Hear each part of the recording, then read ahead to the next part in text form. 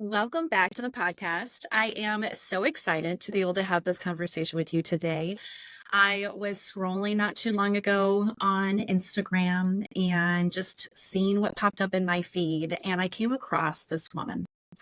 And she was writing and talking about overfunctioning in her marriage, in just relationships, and the need and the value to find healing and why. Why are we overfunctioning? What are we overcompensating for? And I was just so intrigued by that phrase. And so I reached out to her and was like, I love this. Tell me more. Let's have a conversation. And so I'm so excited and so honored to have this guest with me today. Her name is Valerie Mowery. And I'm just excited to be able to understand more, to even give you an opportunity to share with us, to teach us, because I know so many of us do this. And it's even just kind of like just another way of being able to communicate the heart of what I'm trying to do here with Beyond the Walls, of how to really just overcome those things, overcome just how we're overcompensating.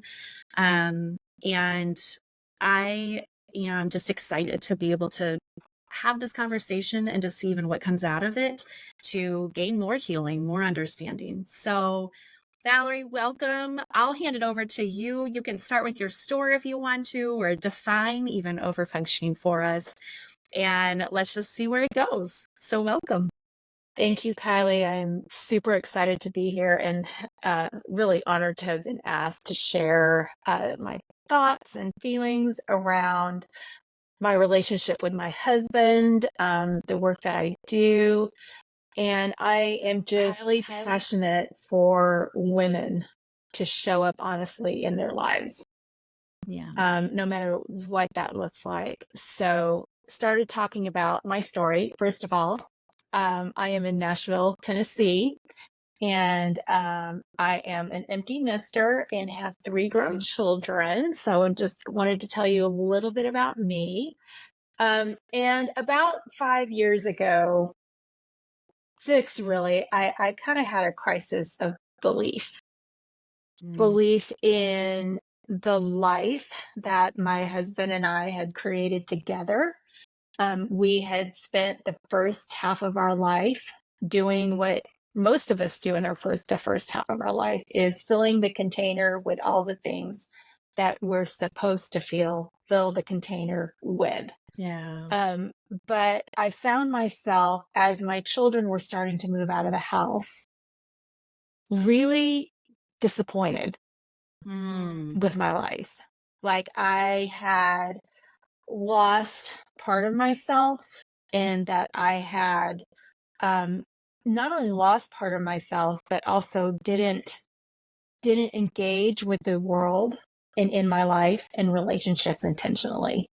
Yeah. So that is what started me on the journey to start asking questions about like, who am I?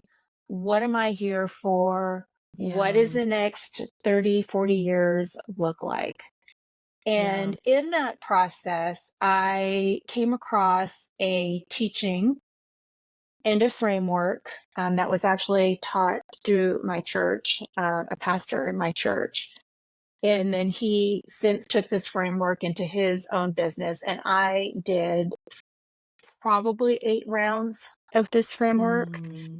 And in doing that, experienced a lot of healing, a lot of self-awareness, a lot of self-reflection, and a lot of healing. And it became clear to me, and it's even become clear to me since, that the way that I had lived my life was I overfunctioned. And what I mean by overfunctioning is I did things in my life and relationships. Like I took on things, whether it was activities, feelings, I held things that were not mine to hold.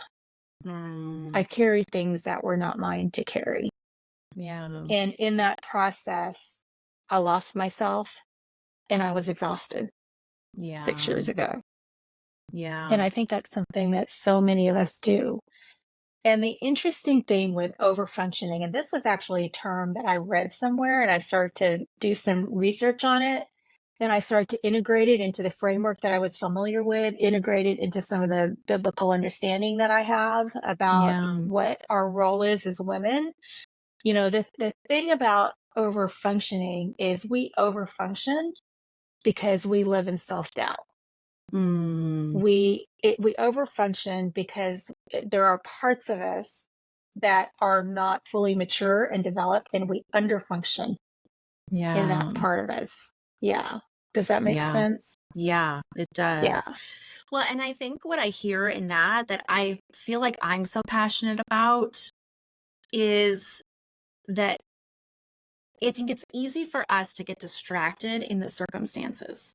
So the freedom that you're offering really at the root of what I just heard you say is that like how it shows up is sort of almost circumstantial. Like it's not the root. And it's always easy for it to show up like it's somebody else's fault. Somebody else is doing it. I had to step up because somebody was less. Like in this, it can be self-sacrificing way, but really at the root, like it really is something in us that can be healed, that can be Hmm. met, that has nothing to do with another human being. And I think if we're willing to go there, that's where like the freedom lives, right? Like, because I'm just constantly trying to feel like I'm not a victim and I very easily naturally go into victimhood. So I don't know if even those kinds of words, and I think that's what I was so intrigued about by what the things that you were posting about and talking about. I think that's what I heard and I saw for myself was just the ways that almost like one, I was avoiding me. Like I willingly took on these roles to overcompensate for my husband or to sacrifice. Like I didn't have any dreams for myself. So let me just help you fulfill your dreams, which sort of like it hid my victimhood because I was intentionally almost being a victim, right? Like it's not about me, it's all about you. Hmm. So I don't know, talk to me about that and how that relates or if I'm off track somehow. No, no, you are not off track at all. So, Instagram, there's tons of pop psychology and pop coaching on there. And one of Mhm. the things that I'm really pushing back against is that idea of victimhood. That Yeah. the reason we overfunction is because we have a spouse that underfunctions or that he's a narcissist. Although that might be the case, there is also a reason we were drawn to an underfunctioning narcissistic person. Mm. And those reasons and those behavior patterns were well bred in us before we said I do. Yeah. So it is like what is the root of, I call it self-doubt, and it really Mm. is the doubt that we are enough, that we are not valuable on our own Mhm. merit, and that we don't have an inner worth. And so in lieu of us personally doing the work to reclaim the value that we already have within our being that we were created with, we decide that our value is going to be in serving our Mm. spouse because it's noble, right? Yeah. It's what we're supposed to do as women, right?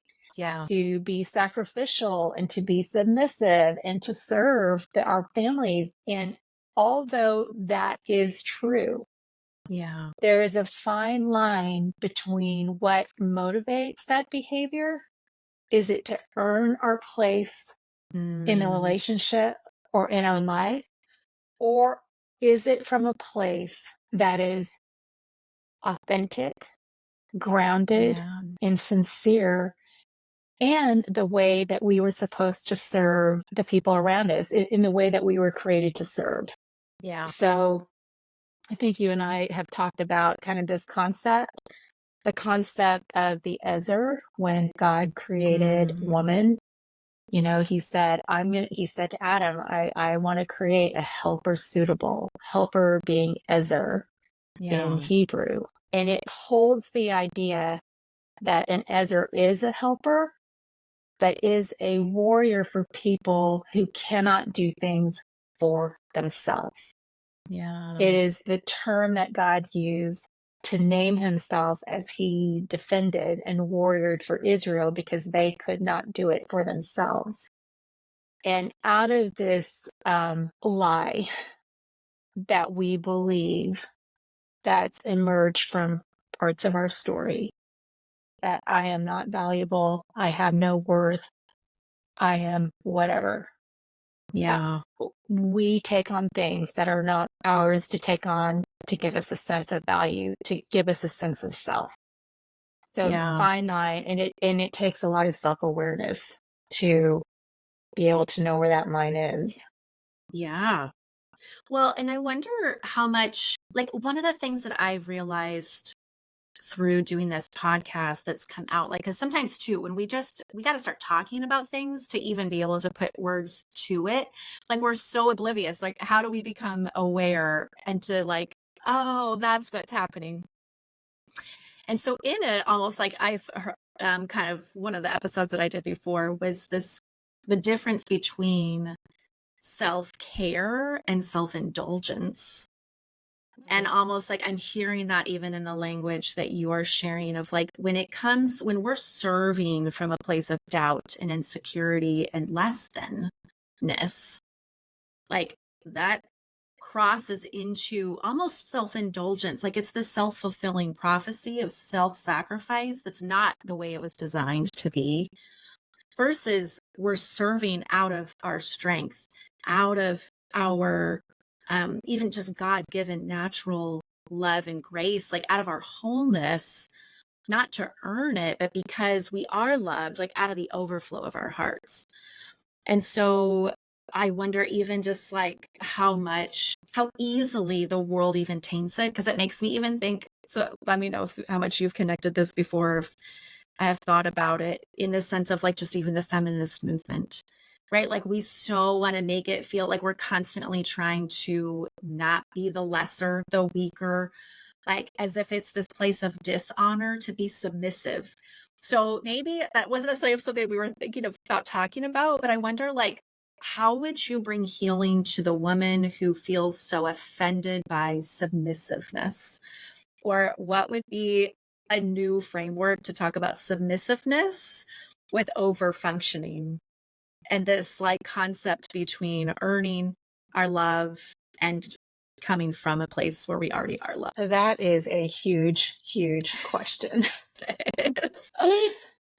Can you Yeah. solve all of our problems today, Valerie? Yeah, that is such a huge question, and it's very nuanced and layered, and I don't know that I have the full answer of that. Yeah. But what I do know to be true, whether we need healing from the submissive side, the overfunctioning side, the playing small side, whatever that healing needs to Yeah. happen, it all happens the same way, no matter where it's coming from. Yeah. And that healing is to be so self aware and in touch with the other, and to know what we need and want so that we can discern those boundaries for ourselves. Yeah. And I think a lot of women, their locus of control is external, like even the submissive, right? Hmm. It's like, I'm not going to submit to that or him or that's external. Yeah. And really, there's internal boundaries that need to happen. And for me, in what I teach in my framework, knowing how to set those healthy boundaries Yeah. comes from knowing what you need and want. Why do you need and want that? Or what is it that's pushing? Not even why. What is it that's Yeah. pushing that need? What feeling is driving that need? Mm. Where is the origin of that feeling in your story? And let's Yeah. go to that. Yeah. Let's go to the root of that. Yeah. And let's look at that story. Let's confront that story, because out of that story came lies. There's some truth in there, but there Yeah. were lies. And the only way to heal the lies that we operate by, whether it's being triggered by submissiveness, over functioning, whatever it is to confront Yeah. them. Yeah. Yeah. Why don't you, since I brought such a big topic to the table, let's bring it down a notch and get Yeah, specific. Can you yeah, share with us maybe like what did that look like for you yeah, in those early days? Like how did it, what was kind of the baby steps for you and like some practicalness? Like, because sometimes too, yeah, I feel like I really need that sometimes, like literally spell it out for me because I love to follow rules. Like I need a structure, yeah. those kind of things. So even just helping us to tangibly, like, what are we actually talking about? Yes. So there are, let me preface the kind of the steps that I went through with these steps are not for everybody. And Mm, although we want rules and there is a framework, healing can only happen when you're ready to heal. It is, I will never say that this is the hack, these are the steps, these are because yeah, there might be 5 steps that I went through, but I went 1 to 5 to 3 to 2 to 4, and it was and that's the yeah, way you want your healing to be so that it's fully integrated. yes. And it's personal, right? It Like it's not one and done. It's not a one size it fits is not all. one and done. Yeah, It is not one and done. It is one and done, let it marinate, transform, what yeah, surfaces. Healing happens in layers. yes, And when those layers emerge, we just don't know. Our yeah, responsibility is to just stay curious yeah, and to ask the questions about them. So I yeah, want to preface kind of the steps, yes. I love okay, that. that I went through. Yeah, preface that with the steps. Okay, so when I was introduced to this framework, the framework was actually conducted in a group setting where it, where in a group setting, I began to learn how to name and explore my feelings. And I believe, and this is based on Chip Dodd's work and Voices of the Heart, our feelings are not bad or good. They actually guide us to what we need. And whether we feel those feelings or not, or whether we, can name them or not, they're always there. And that corresponding need is always there. So our needs are going to be met one way or another, whether we're conscious of it or not. And the only way to get to healthy feeling and healthy need is by naming and exploring what's Mm, underneath that feeling. So that was the first step. I had to get real comfortable with naming feelings that I didn't think I needed, that I didn't think I another one had. And even if mm, I had feelings, didn't think they were important. So that mm, was a very new exercise for me because in my story, I was taught to suppress my feelings, that my feelings didn't matter. yeah. So that was Can the first step. Go I ahead. ask a clarifying question in that? Because the Yeah. immediate thought that came to my mind when you said that was they don't matter to you or they don't matter to the people in your life. And does that distinction Both, matter? both, Yeah. both. Because I think a Yeah. lot of I mean, times we trip ourselves up in like masking. I'm sure it's another way of masking and coping and avoiding, but they do both have to be addressed. They're very different things, I think, in my opinion, in my own personal life. But well, how about this? I cannot make somebody else responsible for my mm, feelings or to tell yeah, me what I'm feeling if I have not yeah, taken responsibility for them myself. yeah. I will never, ever feel heard or seen in my feelings if I have not heard and seen them myself first, for recognize them in Yes. myself first. Yeah. I totally agree with that. And I Yeah. think why it means something so much to me to other about the other people aspect is I think because we use that as an excuse and a scapegoat to be a victim because we've convinced ourselves like they don't like we've decided it doesn't matter to other people, but you're right, I'm glad for the clarification, like it still is true. Like at the end of the day, if I don't, that's like how I kind of feel about acceptance. Like if I don't accept myself and feel valuable, like it doesn't matter if somebody else could try to convince me and believe in me and verbally affirm me all day long about how they see my value. If I don't want to believe I have value, then it's not going to stick and it's going to be a waste. But I think it's a first offense to just automatically be like, oh, well, they don't see value in me, so I don't have value in me. And to not use them as a scapegoat to like just be a victim. And we've put our value then in other people's hands as a victim. And so yeah, I just thought that was an interesting when I was hearing that. Okay, so that was step two, was being able to Yeah. look at yourself and put words. Yeah. And so to put words, can I pause here Yeah. and kind of go back to what you said? Because Yeah. I also, because this is so nuanced, Yeah.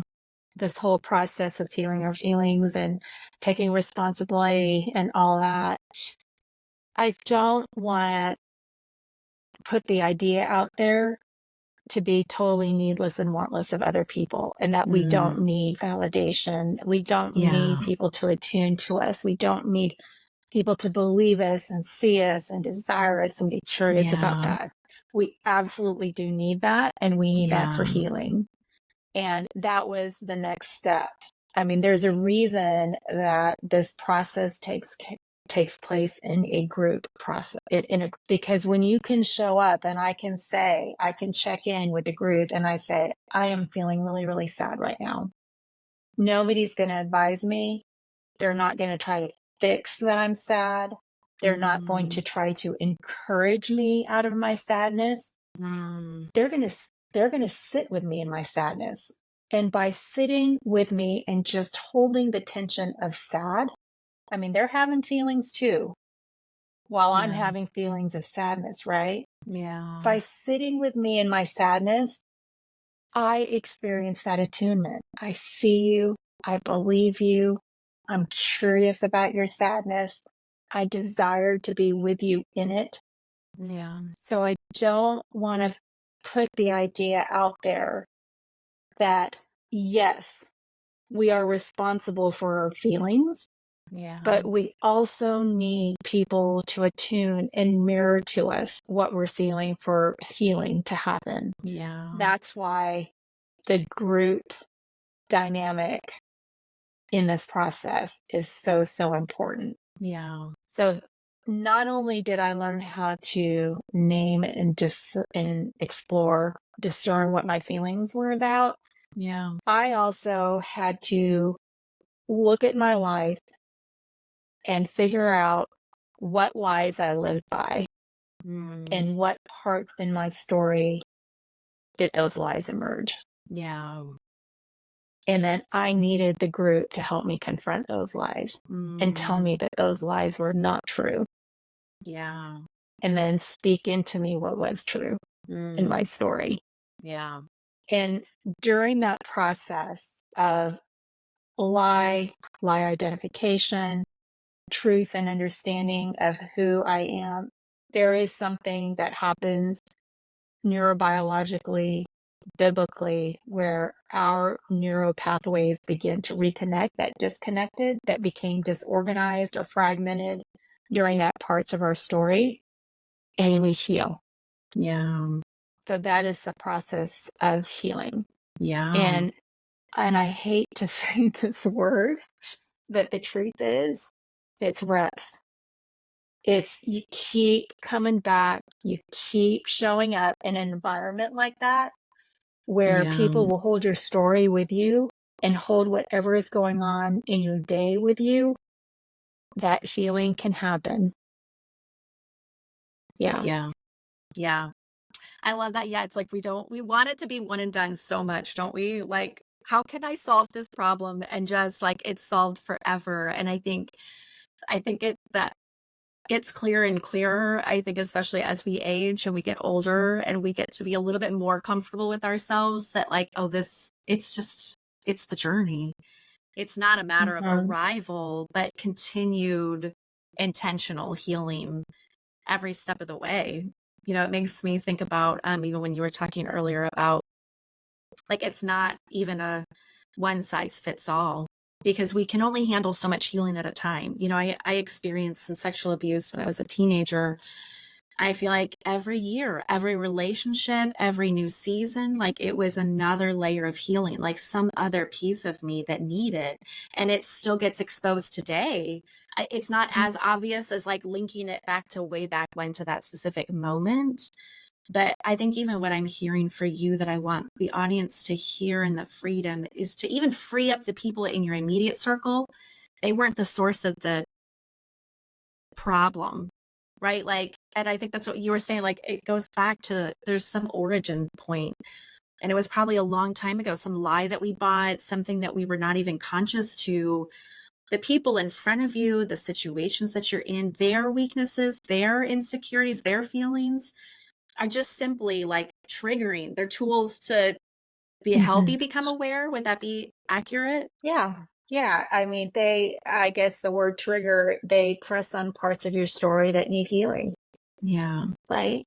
Yeah. So when my husband walks in the door and he's silent, and feels a little cold, well, when was the first time I believe that, oh, that's about me? Where is it in my part of the story?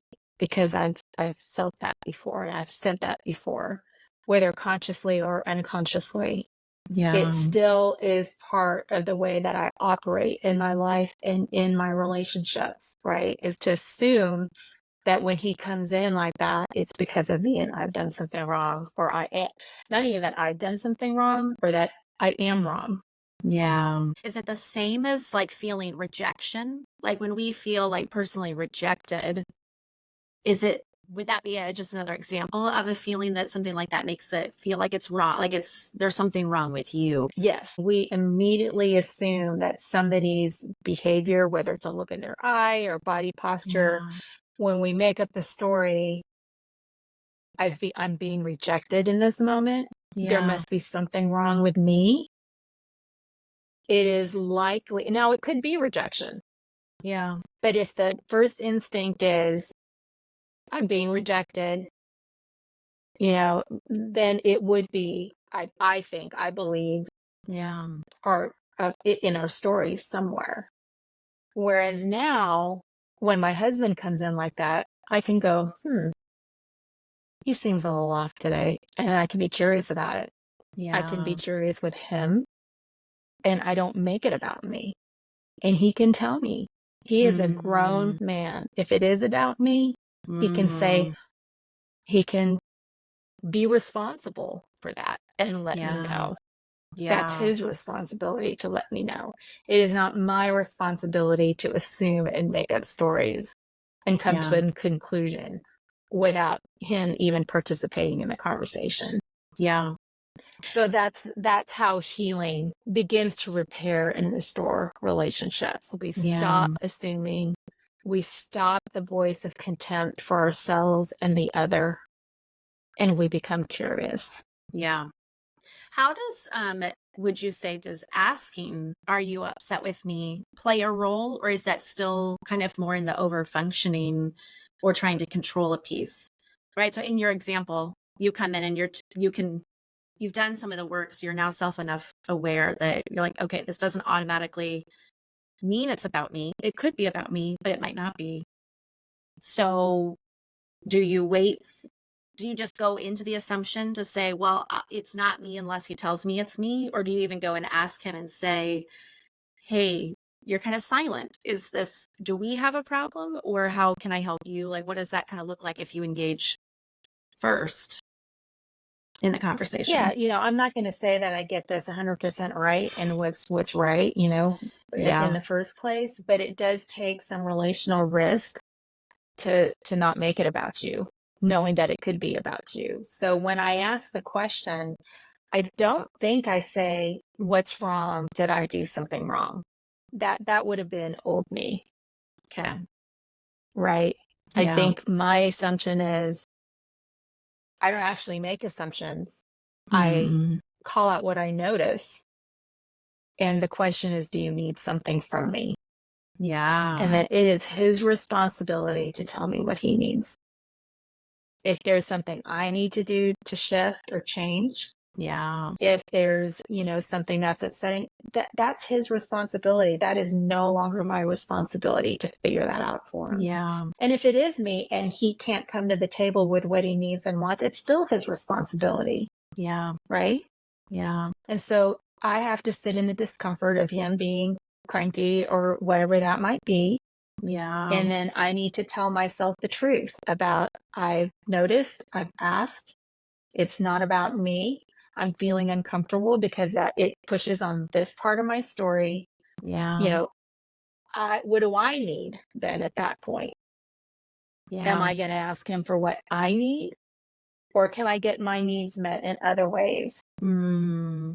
Am I going to call a friend if I need Yeah. that connection? Whatever that looks like, Yeah.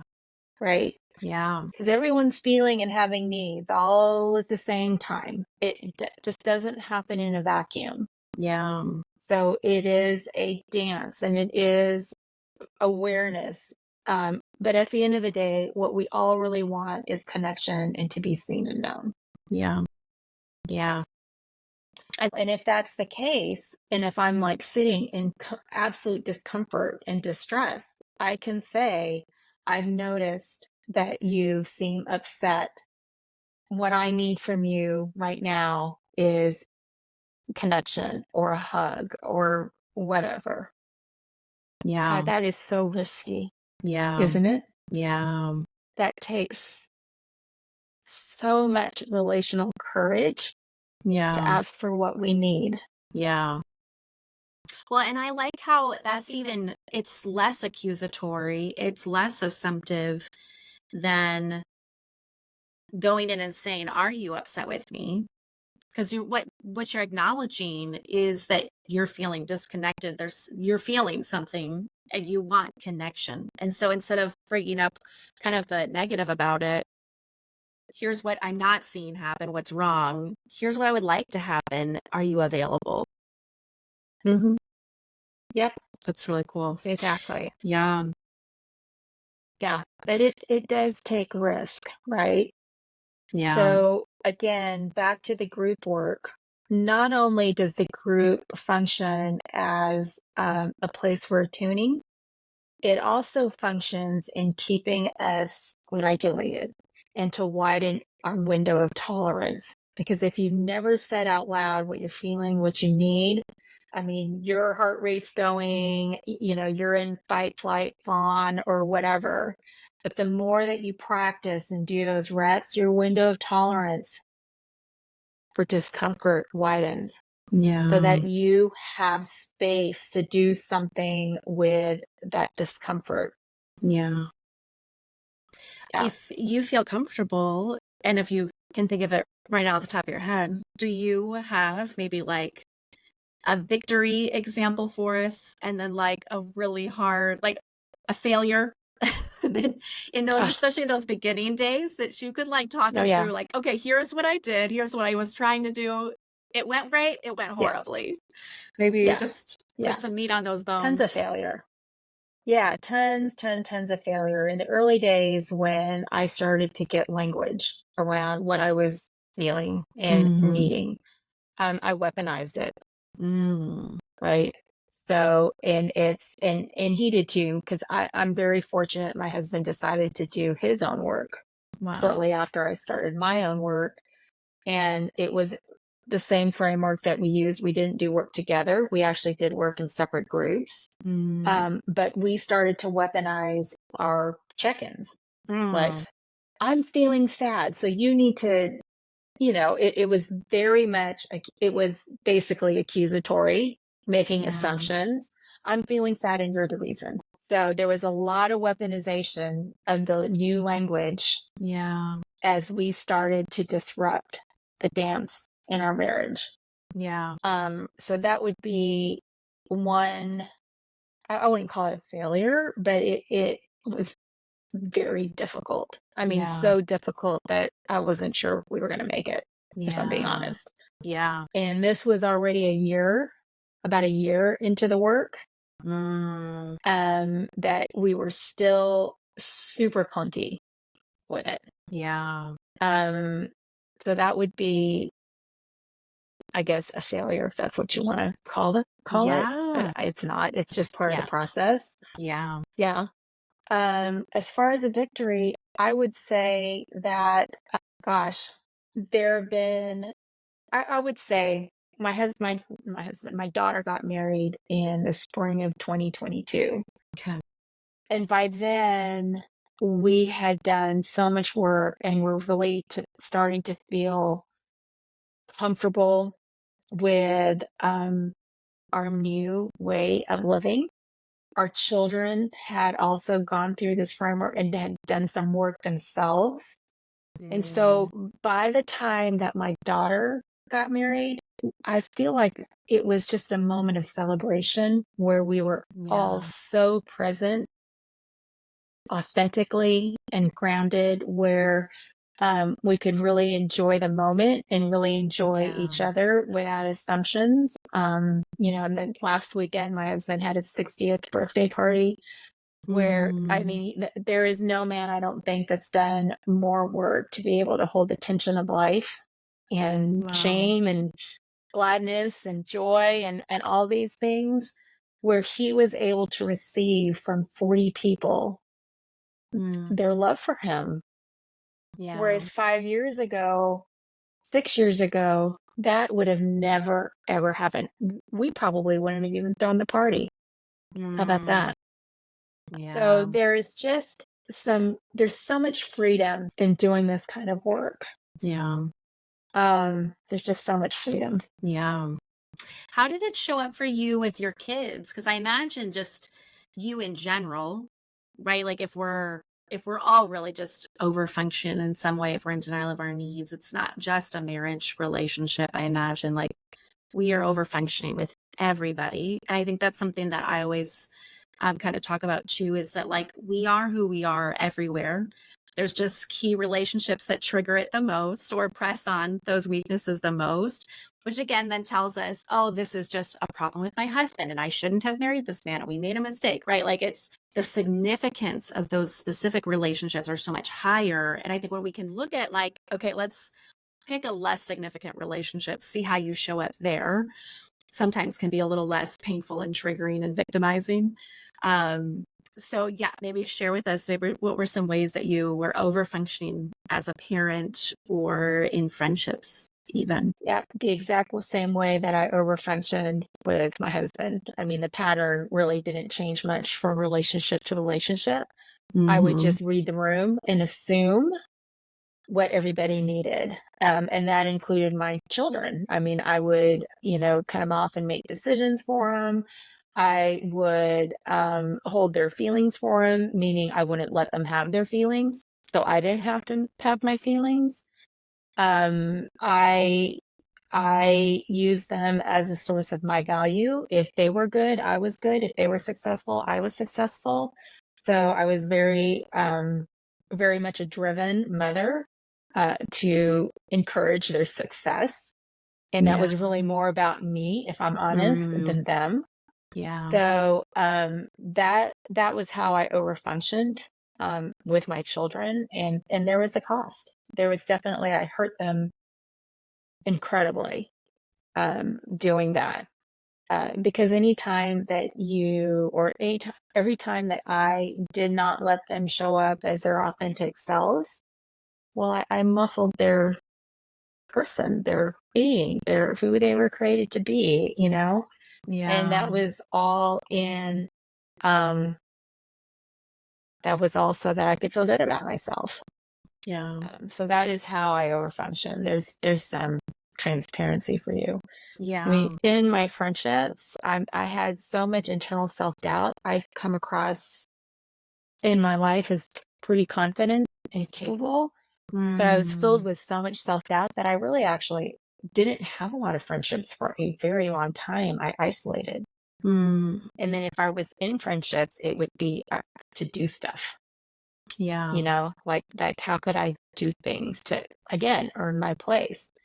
So the same ways that I overfunction with my husband are the same ways that I overfunction with my children, the same way I overfunction with my friendships, Yeah. volunteering at church. I mean, you name it. Jobs, that's what I did. That's how I overfunction. Yeah. I could read the room and quickly make assumptions of what they needed without any curiosity at all. What would you say has been some of the reward outside of like being able to obviously find these great healings within these relationships closest to you with your husband and with your children? What have been like other dynamics that like how would you describe your friendships now, or when you do meet strangers, even like I guess just even being in the community, what's your experience like now after going through this work? Yeah, so I have the dearest friends that I can show up honestly with now. And I am willing to be fully known and for them to know me at my deepest um, level. Yeah. So I think that's in doing that, in being able to show up that way with these friends, I become a safe space for other people to Yeah. show up with, right? And so there's that mutuality in my friendships. Now, I'm not saying that, this kind of vulnerability is for everybody, because it's not. I mean, Yeah. we have to be really selective who we are vulnerable with. Yeah. We have circles of friends, and Yeah. and who is in our inner sanctum and who is outer, and to be very discerning about that. I'm not saying that every relationship needs to look like this, because it doesn't. Yeah. But that's how it's manifested in my friendships for sure. Yeah. Is I have a willingness to be known, whereas before I did not Yeah. have a willingness to show up honestly. In Yeah. terms of my life in the community, this work that I do is a result of the work, because I was able to find my passion and calling that was always there, Yeah. but that I had suppressed for whatever reason. Well, there were many reasons. Mhm. But the thing about feeling your feelings and knowing what you need and want, it absolutely guides you to the passion calling that you were made for. So that is where I am in my life. I am able to step fully into that. It took some time. Yeah. It all this just takes time and Yeah. continued work. Yeah. It's not like I jumped in or whatever. But it did take some time. So that's how it's manifested Yeah. personally and professionally in Yeah. my life. Yeah. I love that. Yeah, I feel like too, even I haven't done this exact same work that you have, but they definitely overlap and have a lot of similarities. And I think it's almost, I feel like what you were describing, even with friendships, is I moved a lot as a kid. And so at some point, there was a switch that just flipped. And actually, it was when I became a Christian. And there was this aspect, a layer of healing. I had so much more healing to do. But the first layer, I think, was just this willingness to sort of, I didn't have the words be seen and heard at that time, but I think that's really what it was. And if Jesus was for me, then who can be against me?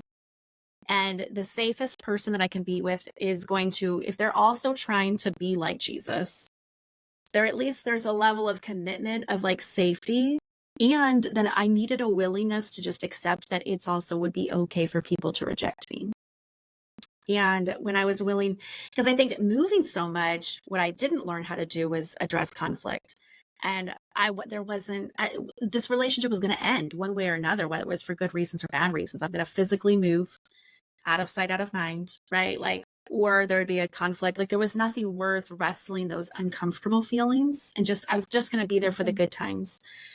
And it was almost like, I do remember feeling like the way that I was choosing to live and being so guarded and the level of vulnerability I had at that moment, like you can only be as experience the highs to the opposite degree of how low you're willing to be, if that makes sense. So I don't know if that even like, if that's accurate in your work. Um, if that makes sense, like as willing to, like you can be as close to somebody as your capacity to be hurt or rejected by them. Is that in alignment with the work that you found, or is there a newer truth in that? Yeah, so probably the way that I would say it is one of the scriptures that's foundational in the work that I do is the Shema found in Deuteronomy 4:6, which says, Hear, O Israel, love the Lord your God with all your heart, soul, mind, and strength, and love your neighbor as yourself. Mm, We can only love others to the extent that we love ourselves. And to the extent that we are able to love others as we love ourselves, we also feel loved, if mm, that makes sense. It's kind of a yeah, chicken and an egg thing. yeah, But um, God is very specific and his word is always ordered. yeah, And, love your neighbor as you love yourself. So I don't like to use the word self-love, mhm, but loving ourselves is embodying the person that we were created to be.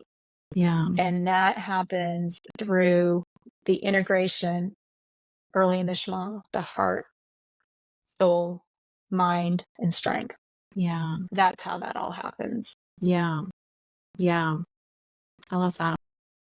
So, what Yeah. advice in the last bit of time that we have would you Mhm. have for maybe to the woman out there that's like, this is a brand new concept. What do I do with this now? Or even Yeah. like, what would be a baby step to take to just start to even become aware? Even if, I mean, obviously they could come work with you and go do this group coaching would be fabulous. Yeah. Um, but even if they're not ready for that, like what is in our capacity today, what would be some first steps you would have for them? Yeah. So I always encourage just stay curious. I know that feels very, very broad, but your curiosity about understanding yourself, what you're disappointed in right now, why you're disappointed in it, Mm, what is it that you want, and to start to be curious and visualize that is really where I ask women to start. mm, Because if it's just, I don't feel good, or I don't like my husband, to me, that's not being curious enough. That's actually mm, not doing the work that's required to do whatever the next step is, whatever that step looks like for you. yeah.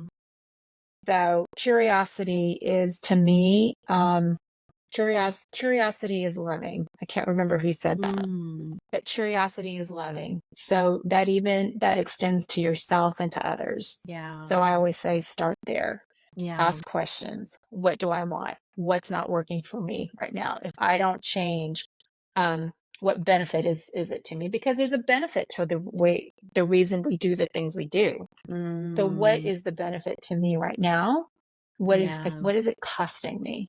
Yeah. And does the cost outweigh the benefit? And what am I willing to do, no matter what that next step is, for change to happen? Yeah. So that's probably where I would start. And then, of course, Yeah. you can follow me on Instagram and I talk about all the steps and all the things and everything that we've talked about here. Yeah. And if it resonates, great. I would love to have a conversation. If not, Yeah. there's so many different ways to get at Yeah. the root of understanding your story.